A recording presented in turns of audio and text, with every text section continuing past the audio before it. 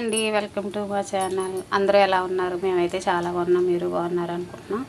ఇవాళ క్యాబేజీ పకోడీ వేసుకోవాలనిపించిందండి. ఉల్లిపాయలు లేని రెసిపీ లాగా, కార్తీక మాసం కదని సన్నంగా కోసి పెట్టుకున్న క్యాబేజీ, అందులో కొంచెం పచ్చిమిరపకాయ ముక్కలు, అల్లం ముక్కలు,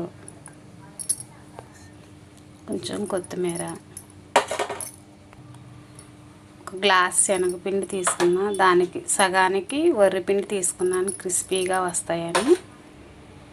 అందులో 2 స్పూన్లు కాలీఫ్లవర్, 1 స్పూన్ కారం, సాల్ట్, ఎంత క్వాంటిటీ బట్టి సాల్ట్.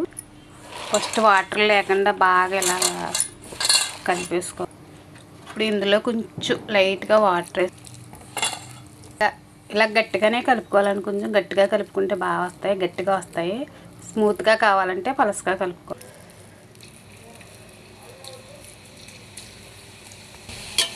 అంతే అండి, గోల్డ్ కలర్ వచ్చిన తర్వాత తీసేసుకుంటాం. పకోడీ రెడీ.